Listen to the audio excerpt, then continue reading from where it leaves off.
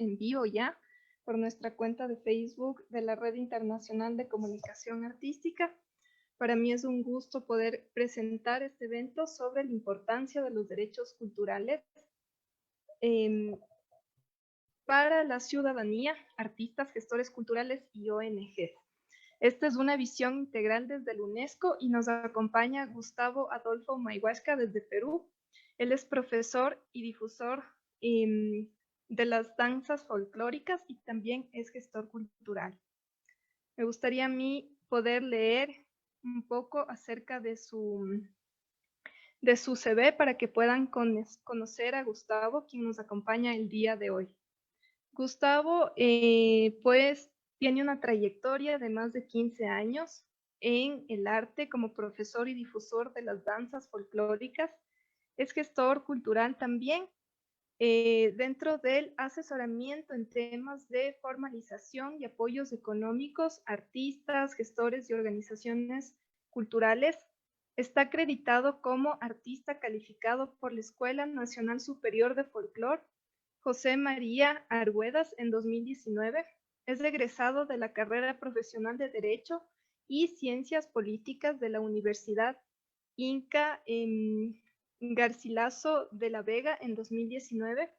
Es representante del Ballet Folclórico de Encuentros del Perú, reconocido como punto de cultura por el Ministerio de Cultura. Participación, también ha participado en el programa de formación Convención de la UNESCO sobre la diversidad de las expresiones culturales en 2005, que es una herramienta para el sector cultural latinoamericano, y ha realizado pues programas elaborados por la Federación Internacional de Coaliciones para la Diversidad Cultural, la Asociación Creatividad y Cultura Local y Red U40. Es un gusto para mí poder presentarte, Gustavo. Es un tema que ha generado mucho interés en los públicos.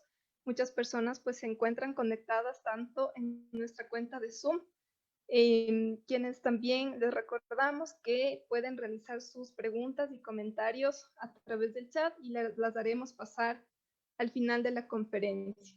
De igual manera, las personas que nos siguen en nuestra cuenta de Facebook, no se olviden de realizar sus comentarios, sus preguntas, y al final tendremos un espacio para poder compartir y resolver estas dudas que ustedes puedan tener. Bienvenidos. Voy a dejar de compartir esta pantalla, Gustavo, y pues adelante con tu presentación.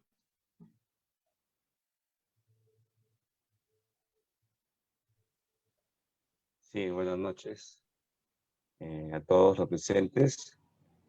Bueno, para mí es un gusto acompañarlos, compartir este tema que es muy importante, ¿no? Sobre todo en este contexto, ¿no? Que nos ha, el sector cultura nos ha afectado bastante de forma global, ¿no? Bueno, voy a presentar las diapositivas, ¿no? Como ya señaló Daniela, va a haber un tiempo para las preguntas, ¿no? Espero que los temas que creo que son importantes para al menos este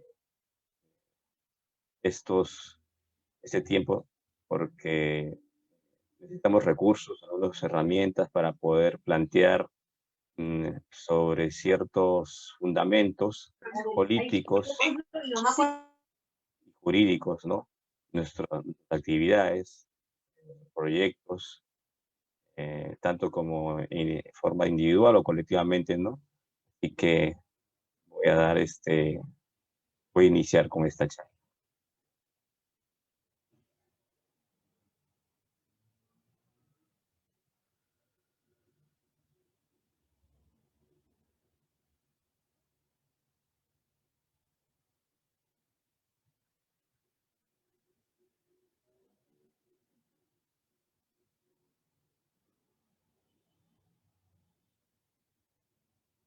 Bueno, el tema es la importancia de los derechos culturales para los artistas, gestores, organizaciones culturales y la ciudadanía. Estoy planteando en esta charla algunos objetivos, ¿no? Que es importante, o creo conveniente, Eh, Uno de estos objetivos de la charla de hoy es recabar conocimientos académicos y jurídicos para plantear, fundamentar, justificar mis proyectos, servicios, actividades culturales sobre la base de los derechos culturales, ¿no? El otro objetivo también sería conocer la importancia de la Convención UNESCO 2005 para la diversidad de las expresiones culturales en el ámbito nacional e internacional. Sobre esos dos objetivos me gustaría poder que sea significativo para los que nos están acompañando hoy, ¿no? Bueno, eh, hablar de derechos culturales necesariamente es hablar de las constituciones nacionales, ¿no? Las políticas públicas en cultura, gestión cultural y tratados internacionales. Acá estoy también señalando, ¿no? Dando un ejemplo, ¿no? Primero de lo que es un artículo de los derechos constitucionales o de derechos culturales en la Constitución. Este artículo es de la Constitución de Perú, ¿no? El artículo 2. Igual que en las constituciones de los países que nos acompañan también hay que identificarlos. Por ejemplo, dice, toda persona tiene derecho a participar en forma individual o asociada en la vida política, económica, social y cultural de la nación. Eh, Luego tengo ahí, estoy entregando también unos conceptos que son interesantes también. Son documentos políticos y jurídicos, ¿no? Lo que las constituciones, las leyes, son documentos jurídicos, tanto documentos jurídicos y políticos como nacionales e internacionales. Sus conceptos son necesarios reconocerlos, ¿no? De política, políticas culturales, gestión cultural y tratados internacionales, que es sumamente importante también tenerlos a la mano. Estoy también planteando una pregunta relevante, ¿no? En base a estos documentos jurídicos y políticos, tanto nacionales como internacionales, eh, cómo estos documentos jurídicos políticos nacionales e internacionales pueden subsumir o adecuarse en la gestión cultural de los artistas, gestores, organizaciones y la ciudadanía, ¿no?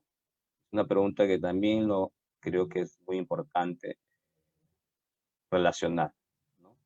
Como he puesto acá, subsumir o adecuar, ¿no? Estos documentos en la gestión que realizamos, ¿no? Ya sea individual o colectivamente. Algunos ejemplos, cómo podemos estos documentos jurídicos y políticos adecuarlo, ¿no? A nuestra gestión. Por ejemplo, acá estoy poniendo participar en convocatorias públicas o privadas con enfoque de derechos humanos, recordando que los derechos culturales tienen la categoría de derechos humanos. También estoy poniendo fundamentar o sustentar mis proyectos, actividades, servicios culturales sobre la base de los derechos culturales. Utilizar como recursos las políticas culturales reconocidas y promovidas en la Convención de UNESCO 2005, ¿no? Para participar en los programas de apoyo, perdón,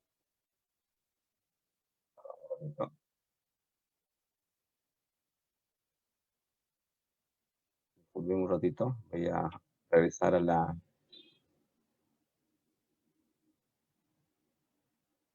parte que...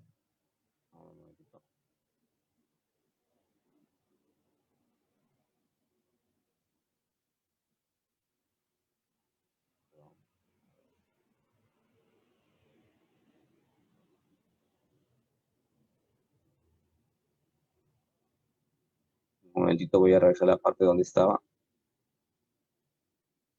Ya. Entonces, me quedé en algunos casos que puedo adecuar estos documentos a mi gestión, ¿no? Fundamentar o sustentar mis proyectos, actividades, ¿no? Servicios culturales sobre la base de los derechos culturales. Utilizar como recursos a las políticas culturales reconocidas y promovidas en la Convención de UNESCO 2005 para participar en los programas de apoyo a organizaciones locales que proveen actividades artísticas y culturales comunitarias. Identificar mis derechos culturales en la Constitución política para proveer mi gestión cultural, para proveer mi gestión cultural con base en derechos constitucionales. Y por último, visibilizar al Estado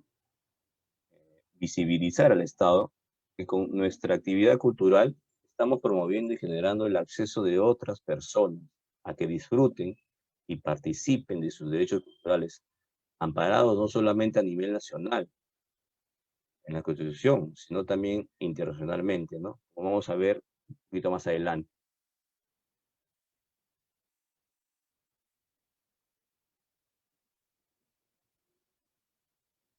¿Qué son los derechos culturales? ¿Sí? Hay que tener también esa idea, por más que de repente que parezca ya de repente común, pero hay que de todas maneras recalcarlo, ¿no? Los derechos culturales son derechos humanos.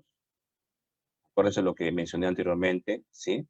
También vamos a realizar de todas maneras en los ejemplos cómo puedo adecuar estos documentos políticos y jurídicos a mi gestión. Los derechos culturales son derechos humanos. Así se establece por primera vez en la Declaración Universal de los Derechos Humanos de 1948. Artículo 27, 1. Toda persona tiene derecho a tomar parte libremente en la vida cultural, en la comunidad, a gozar de las artes y a participar en el progreso científico y en los beneficios que de él resulten. Acá, claramente en ese texto declarativo, ¿no? Porque así se le considera un texto declarativo, ¿no? Un catálogo, se puede decir también, sobre estos derechos fundamentales, derechos humanos, que claramente resalta, ¿no? Toda persona tiene derecho a tomar parte libremente en la vida cultural. Esto quiere decir que tampoco se le puede imponer a participar específicamente de ciertas prácticas culturales o manifestaciones, ¿no? Facultativo, ¿no? No se le puede imponer. Eso también hay que resaltarlo, ¿no?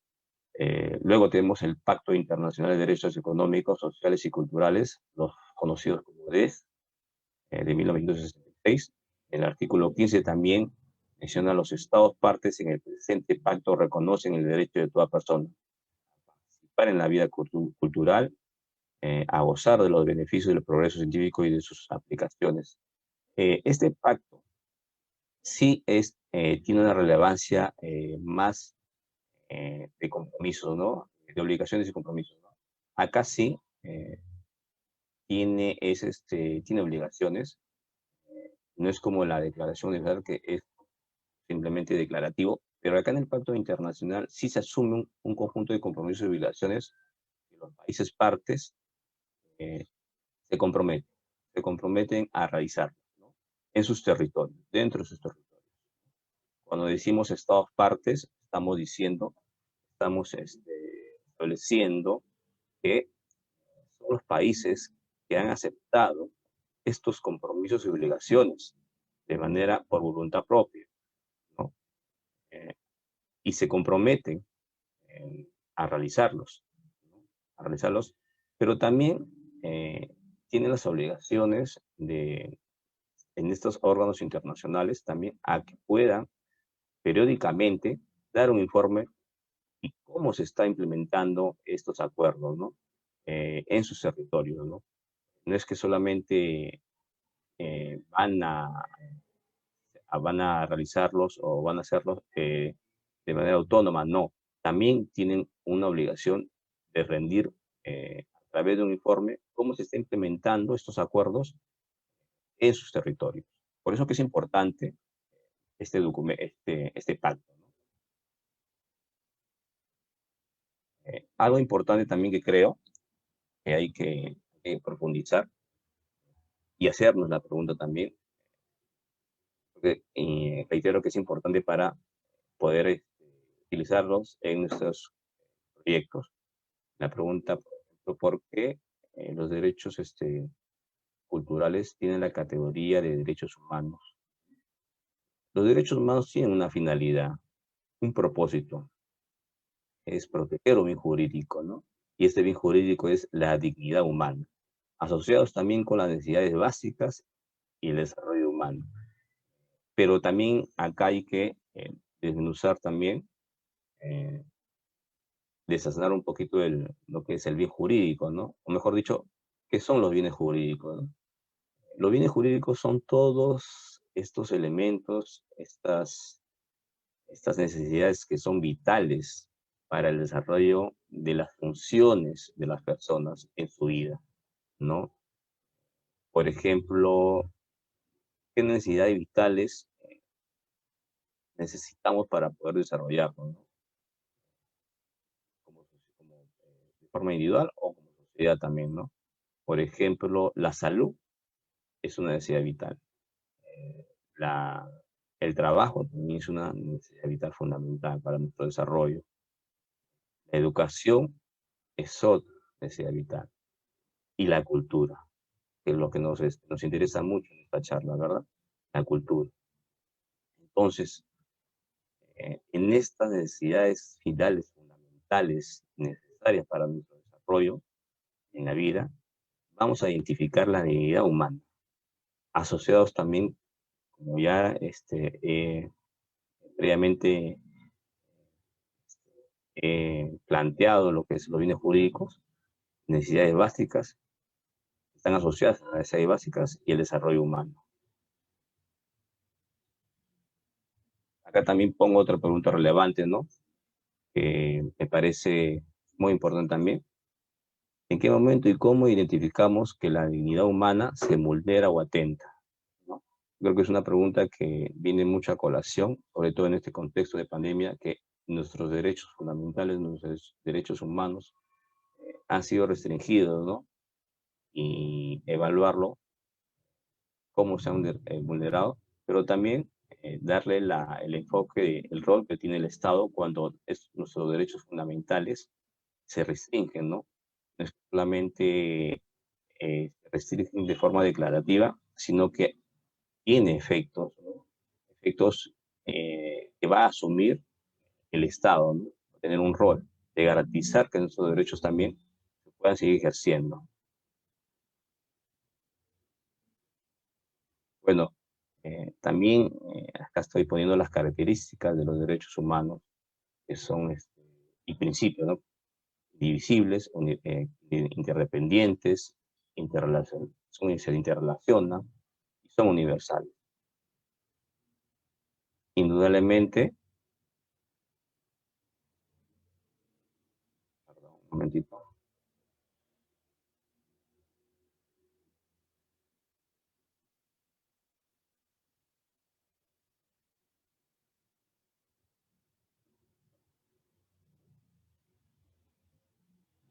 Indudablemente estas características y principios de los derechos humanos y culturales van a converger, ¿no? Van a concurrir y tienen estrecha relación en la vida de las personas también. Por eso que se dice que no son, que son indivisibles, que son interdependientes, que se interrelacionan y son universales. En la práctica o en el ejercicio cumplen un papel integral y fundamental para el desarrollo. En este contexto de pandemia se ha visibilizado el ejercicio de los derechos humanos, los derechos culturales, con el acceso a los servicios básicos, con ciertas limitaciones. La relación de la economía en el sector cultura en el contexto COVID-19 ha tenido un fuerte impacto también.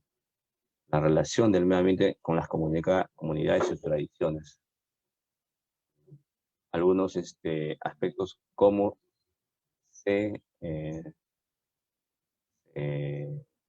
en la práctica se puede dilucidar, se puede materializar estas características, ¿no?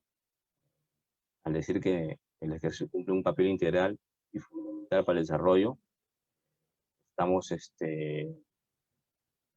haciendo ejercicio de que no solamente necesitamos de todo este conjunto de los derechos humanos para, o que es indispensable para poder desarrollarnos, ¿no? Ya de forma individual o colectivamente. No es que un derecho es más importante que otro, sino que es necesario que converjan todos estos derechos, ¿no? Para poder cubrir nuestras necesidades básicas. En ese contexto, como también he reiterado, he mencionado, la pandemia ha visibilizado el ejercicio de derechos humanos, ¿no? Derechos culturales en el caso de los derechos básicos, ¿no? Podemos decir también que la, la salud es el acceso a salud es inherente, ¿no? Si yo tengo dinero, pero no lo tengo, eh, y necesito en este contexto sobre todo, ¿no? De la asistencia pública, pero ¿qué pasa si las instituciones de salud no cubren los recursos necesarios, vitales para que yo me pueda atender, ¿no? Como se ha podido visibilizar, ¿no? Entonces, para que se pueda concretar, se pueda alcanzar ese objetivo, ¿no? Cubrir esa necesidad en salud, obviamente, necesariamente, se requiere de un presupuesto económico, ¿no? Se requiere de un despliegue económico para poder cubrir estos recursos. De nada vale que haya instituciones, muchas instituciones, pero que no tengan la calidad o los recursos para poder cubrir esas necesidades básicas. Luego también tenemos la relación de la economía y la agricultura, ¿no? En el contexto tiene un fuerte impacto, ¿no? Sí, como reflexión también tenemos que ver eh, la, en los estados para reactivar el sector cultura, ah, como medidas, implementó apoyos, ¿no? Subsidios, pero indudablemente estos apoyos no van a llegar a todo el sector cultura, ¿no? Porque también hay un sector que es informal, ¿no? Y que al restringir nuestra actividad cultural va a generar más informalidad, ¿no? Entonces el Estado también tiene ahí que cubrir, generar, ¿no? Generar espacios, ¿no? Espacios que no necesariamente signifique brindar subsidios en efectivo, sino estos espacios muy bien pueden ser infraestructura, ¿no? Como por ejemplo los colegios, las instituciones y universidades, ya un año que no tienen uso. Entonces, con medidas, hubiera sido bueno, y sería bueno todavía porque tenemos para rato con esta pandemia, que se habiliten estas infraestructuras y que van a impactar no solamente en reactivar la actividad cultural, ¿no?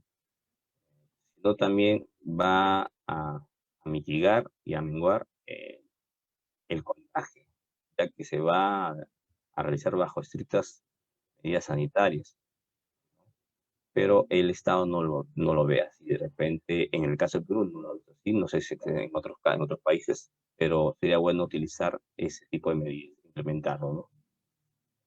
Bueno, acá estoy poniendo también la relación del medio ambiente, de las comunidades y sus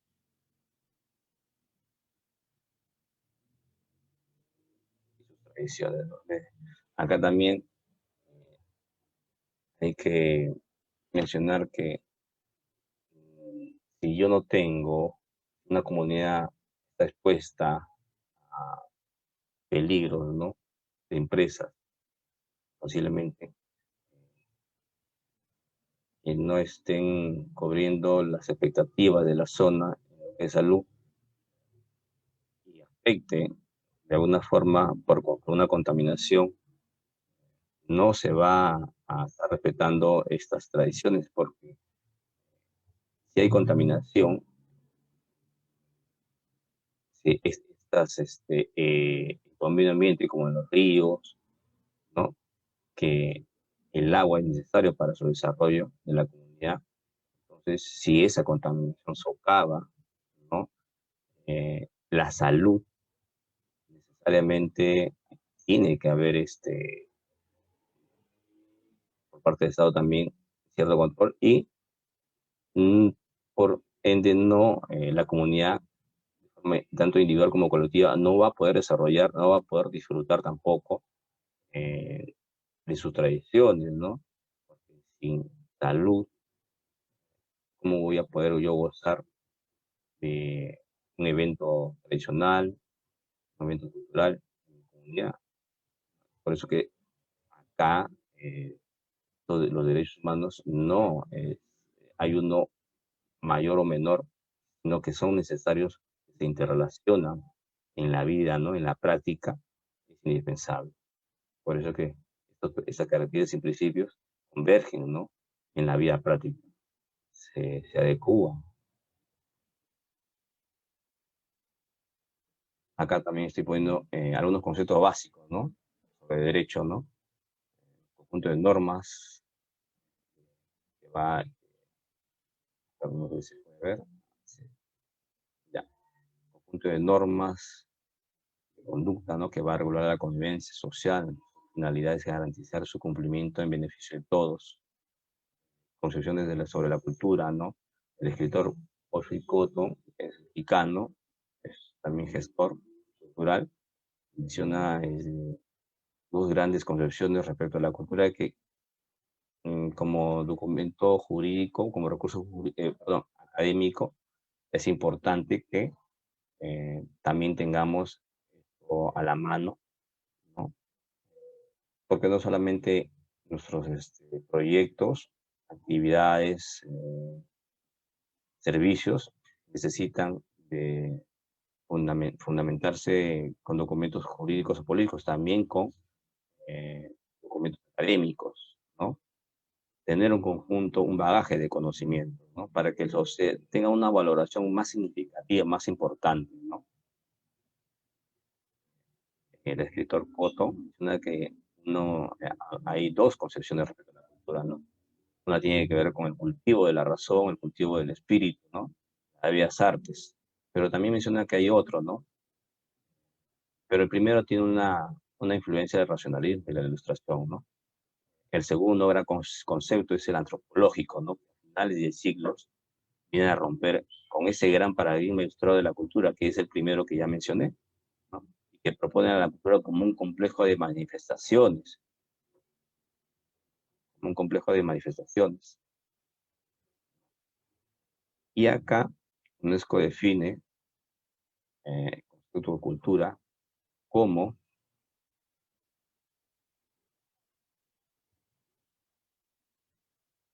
un sentido más amplio e inclusivo. Entendemos a la cultura como el conjunto de rasgos distintivos espirituales y materiales, intelectuales y afectivos, que caracterizan una sociedad o un grupo social. Ella engloba, además de las artes y las letras, los modos de vida, los derechos fundamentales al ser humano, los sistemas de valores, las tradiciones y las creencias. Si regresamos a la anterior diapositiva, ¿no? El segundo concepto que menciona este escritor se adecua mucho a la definición de UNESCO, ¿no? Porque es más inclusivo, más integral y más democrático, ¿no? Y este es el concepto, la definición que cala mucho y se utiliza mucho en la comunidad artística, ¿no? Porque es más democrático, más inclusivo también. También acá estoy poniendo otra pregunta relevante, ¿no? También a modo de reflexión deberíamos preguntarnos por qué son muy importantes los derechos culturales. ¿Qué textos o discursos sobre derechos culturales conocen?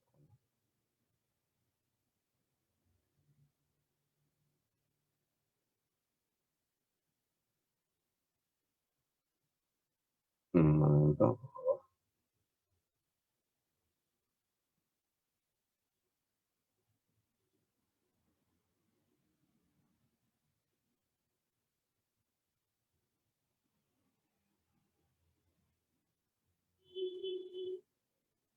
Ya, ahora sí voy a pasar a esta parte que es muy vital también. Por ejemplo, acá hay un lema, una frase, puesto que las guerras nacen en la mente de los hombres y las mujeres, es en la mente de los hombres y las mujeres donde debe erigirse el valor de la paz. Este lema es emblemático de la construcción de la UNESCO, ¿no? La UNESCO, seguramente sabemos, ¿no? Tenemos una idea de lo que es, fundada en 1945 en la Organización de las Naciones Unidas,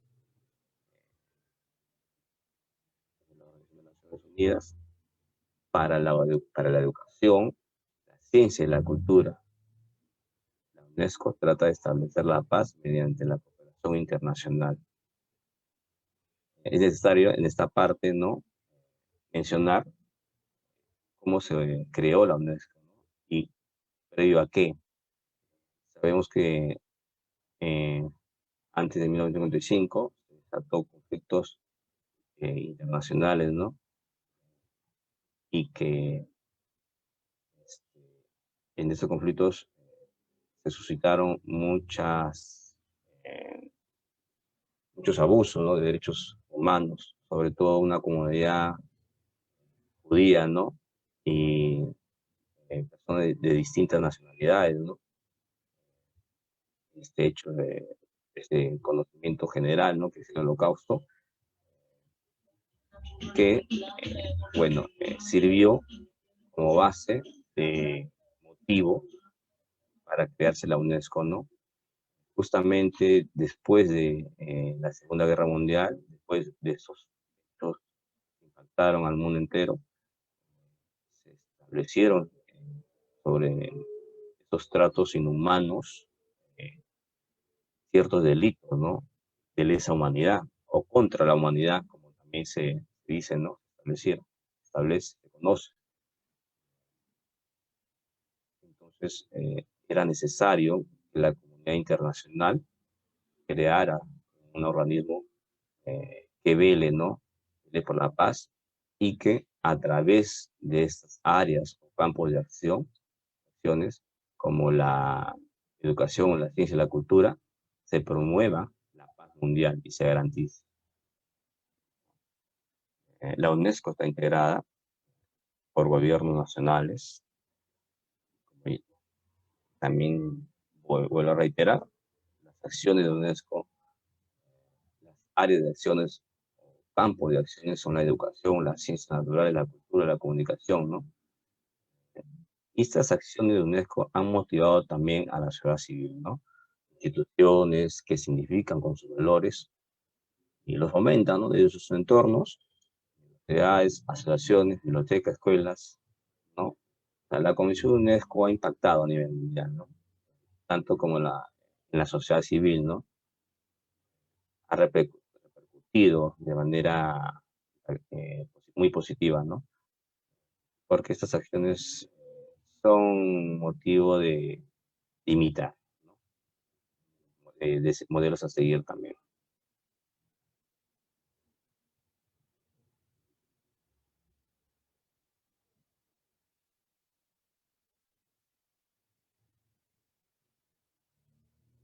La Convención de UNESCO, hay un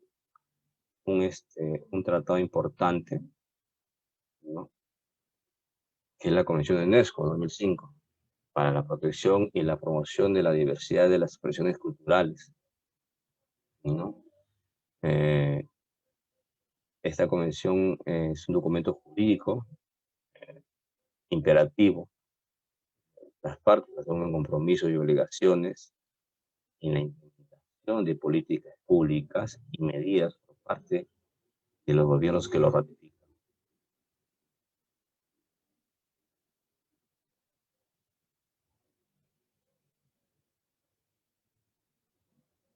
A través de este acuerdo histórico, la comunidad global reconoció formalmente la doble naturaleza, ¿no?, tanto cultural como económica, de las expresiones culturales contemporáneas producidas por artistas y profesionales de la cultura, ayudando a diseñar e implementar políticas y medidas que apoyan a la creación, la producción, la distribución el acceso de bienes y servicios culturales. ¿Por qué un documento jurídico imperativo, no? Porque como ya mencioné al inicio, ¿no? Sobre el Pacto Internacional de Derechos Económicos, Sociales y Culturales, que tiene, es de obligatorio cumplimiento o de cumplimiento obligatorio. Los acuerdos que se establecen en estos tratados, en estos textos jurídicos, como la Convención 2005, son obligatorios. Asumen obligaciones, asumen compromisos y obligaciones, ¿no? Esos compromisos son implementar medidas políticas, ¿no? Que ayuden a mejorar el sector de cultura en sus territorios. Y tienen también la obligación, mencioné también con el pacto, que cada cierto tiempo, un periodo de cada 4 años, tienen que enviar un informe, ¿no? A la sede central de la UNESCO, ¿no? La convención. Este informe tiene la finalidad de hacer un monitoreo, un seguimiento de cómo se está avanzando con las sugerencias que la UNESCO y la Convención ha hecho, ¿no? Con los acuerdos, ¿no? Cómo se está implementando en los países a través de los poderes del Estado, ¿no? A través de la administración pública.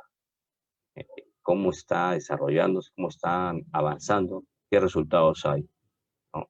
También esa es la obligación que tienen los estados que ratifican, ¿no? Que asumen estos compromisos y obligaciones ante la UNESCO. Entonces, eh, para la comunidad artística, para el sector cultural, artistas, gestores, organizaciones, este documento es muy importante, ¿no? Porque me va a ayudar también a identificar mis actividades, mis gestiones y a la vez participar también, ¿no? Como dice la convención, como establece, ¿no? Eh, se comprometen, ¿no? A asumir estos compromisos y obligaciones, ¿no? Y yo conociendo estos documentos, sector cultural, tanto artistas como organizaciones, a poder también participar, ¿no? Con un respaldo no solamente político, ¿no? Sino también jurídico, ¿no? Va a tener sustento, ¿no?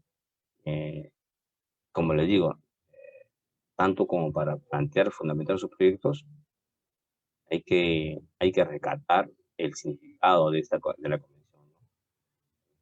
También, a través de este acuerdo histórico, la comunidad global reconoció formalmente la doble naturaleza, ¿no? Esto quiere decir que el sector cultura, como otros sectores, indudablemente necesita, ¿no? De un presupuesto económico. La salud, como ya mencioné, también necesita un presupuesto económico. Y la cultura, anteriormente a esta convención, no se veía, no se discutía la necesidad que el sector de cultura eh, necesariamente tenía un presupuesto, ¿no? Había ciertos intereses políticos, ideológicos, que en su contexto no veían con buenos ojos de que la sector de cultura, en ese contexto, fuera necesario que se le brinde un presupuesto. Pero justamente la Comisión, a raíz de todos estos hechos en de conflicto, ¿no? Para poder estos campos de acciones, ¿no? Vio necesario que sí se necesita presupuesto, ¿no?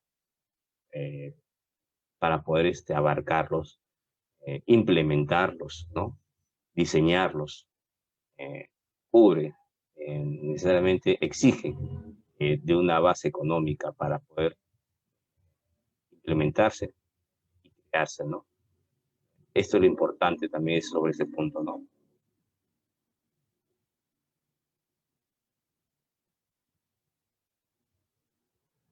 Por ejemplo, acá estoy poniendo algunos conceptos también sobre diversidad y expresiones culturales que le van a ser útil, ¿no?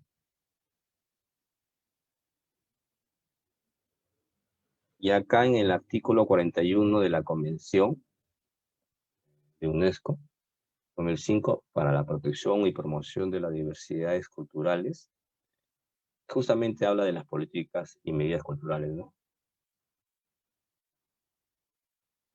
Se refiere a las políticas y medidas relativas a la cultura, ya sean estas locales, nacionales, regionales o internacionales, que están centradas en la cultura como tal, cuya finalidad es ejercer un efecto directo en las expresiones culturales de las personas, grupos o sociedades, en particular la creación, producción, difusión y distribución de las actividades y los bienes y servicios culturales y el acceso a ellos.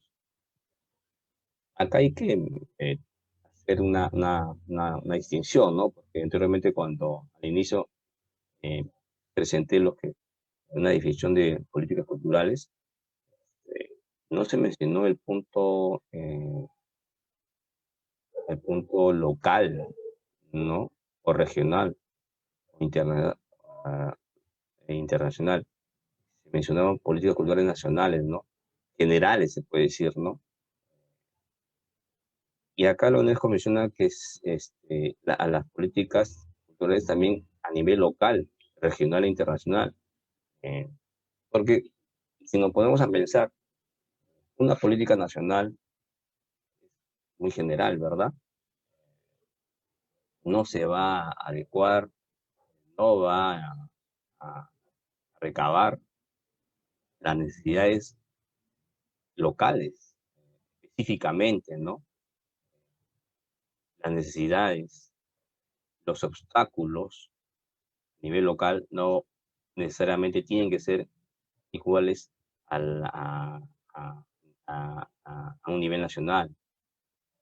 Es, es necesario políticas culturales específicas, ¿no? Por eso que menciona UNESCO los niveles locales, regionales, ¿no?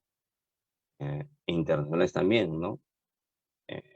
Internacionales porque es necesario que entre los gobiernos, las partes también generen políticas donde haga ese intercambio, esa interculturalidad entre los actores eh, culturales, ¿no? Y más adelante vamos a ver también eso. Por eso que es importante este artículo de la Convención, donde habla de las políticas públicas locales y regionales e internacionales también. No solamente se centra en una política nacional, ¿no? Sino que también que apertura y cree necesario otros tipos de políticas culturales. También hay otros reconocimientos, otro reconocimiento de la Convención 95, ¿no? El derecho soberano de los estados a mantener, adoptar y aplicar políticas para proteger y promover la diversidad de las expresiones culturales tanto a nivel nacional como internacional, ¿no? Por ejemplo, acá podemos decir que una de las medidas para, para en la implementación de políticas culturales, un ciertos programas, ¿no? Nacionales, ¿no? Sabemos que a través de los ministerios, sobre todo de cultura, hay programas que apoyan, ¿no? En capacitaciones, talleres, a las organizaciones, ¿no? Culturales, comunitarias. Entonces, acá se puede matar estas políticas públicas, si vemos su origen y su importancia de la Convención, estos acuerdos que van a influir, ¿verdad? Van a influir en las políticas públicas nacionales, ¿no? Porque estos acuerdos que se toman, y reitero, se tienen que cumplir, y, estos programas, apoyos a organizaciones culturales, tienen su origen, ¿verdad? En este convenio. A través de las políticas, a través de las medidas. Entonces, si nos ponemos a pensar un poquito de dónde nacen estos programas, inmediatamente, conociendo estos documentos, vamos a poder identificar la importancia de esta convención, ¿no? Que si de repente estos programas a nivel nacional como Cultura Viva Comunitaria, puntos de cultura, de repente no tendrían, no hubieran, no tuvieran existencia, ¿no? Si estos convención y estas políticas, estas medidas no se implementaran en los territorios, ¿no? Pero vamos profundizando y vamos entendiendo que estos programas son a raíz, ¿no? Tienen un porqué, no necesariamente un porqué nacional, sino un significado, un origen a nivel internacional. Lo importante que es conocer esta convención. Luego la Convención 2005 apoya a los gobiernos y a la sociedad civil en la búsqueda de soluciones políticas para los desafíos emergentes. También en este caso podemos decir también que la UNESCO, ¿no? La Convención, en este contexto de pandemia, ha mencionado ha publicado documentos, informes, ¿no? Preocupándose en la situación del sector cultura, ¿no? De los artistas y de los sectores de la cultura también, ¿no?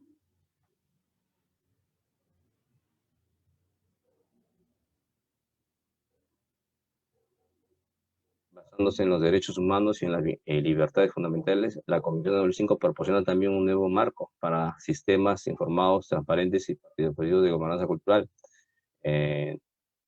Acá también podemos decir que la, la, la convención también tiene apertura, ¿no? No solamente esa apertura, esa relación entre los estados, ¿no? Entre los gobiernos, sino también frente a la sociedad civil.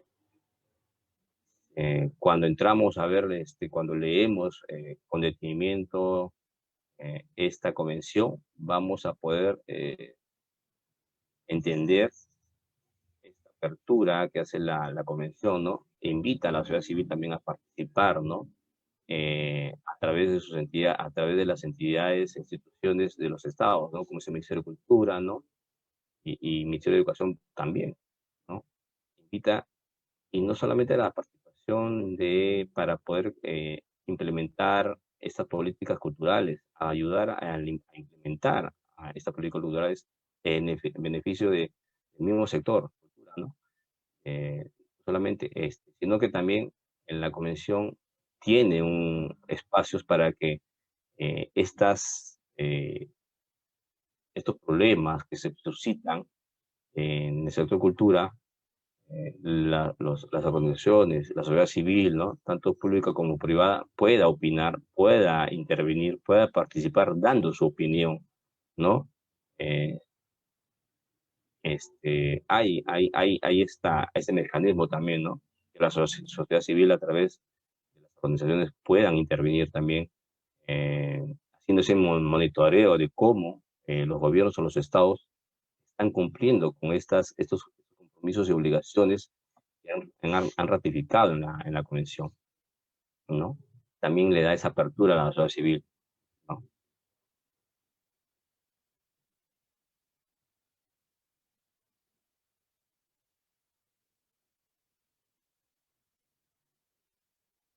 Bueno, la sociedad civil se integra por organizaciones no gubernamentales, ¿no?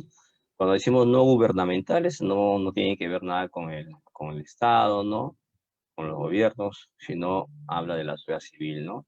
De artistas, gestores, organizaciones y ciudadanía, ¿no? Organizaciones y fines de lucro también, profesionales de salud de la cultura y sectores asociados, como ya lo mencioné, grupos que apoyan el trabajo de artistas y comunidades culturales, ¿no? Hay también muchos, ahí encajan también lo que es los programas de cultura viva comunitaria y los puntos de cultura, ¿no?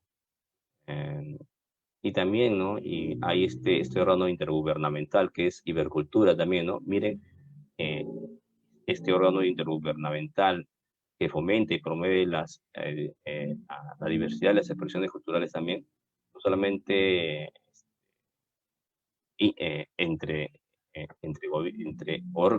organizaciones, ¿no? De la sociedad civil, ¿no? A través del Ministerio de Cultura también, tiene un origen, ¿no? Tiene un fundamento, ¿no? es una medida implementada también en los acuerdos de la Convención.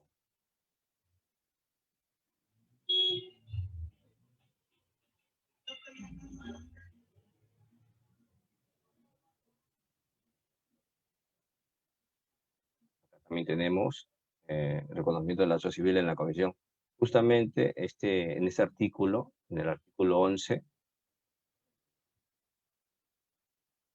de la Convención, las partes reconocen el papel fundamental que desempeña la sociedad civil en la promoción de diversas expresiones culturales y acuerdan fomentar la participación activa de la sociedad civil.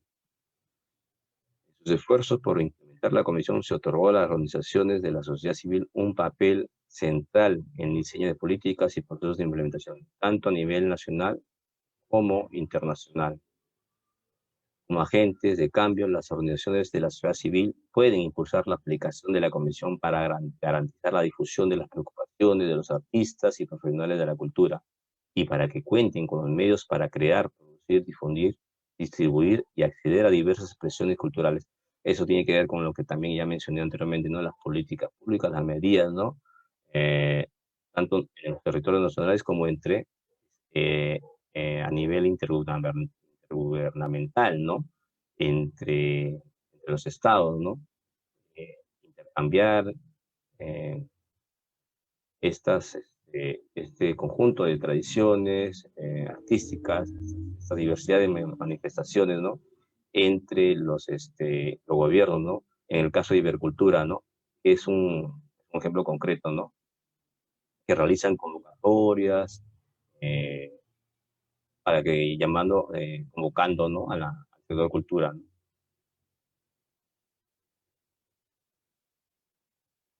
Y acá, por último, también ya finalizo con una pregunta relevante, ¿no?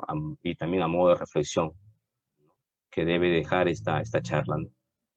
Acá pongo, ¿cómo se relaciona mi actividad cultural con los campos de acción de la UNESCO? Acuérdense que los campos de acción de la UNESCO es la educación, la ciencia y la cultura, y también las ciencias naturales, ¿no? ¿Cómo se relaciona mi actividad cultural con la Convención de UNESCO 2005 para la protección y promoción de la diversidad de las expresiones culturales, ¿no? Acuérdense también lo último que he mencionado, ¿no? Estas políticas públicas y medidas que ya existen, ¿no? Pero ¿dónde tienen su origen, ¿no?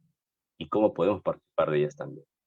Espero que les sirva este material. Estoy seguro que sí, porque estos documentos, como les dije al principio, es necesario que nuestros proyectos, actividades y servicios culturales estén fundamentados, estén justificados bajo esto, sobre una base, ¿no?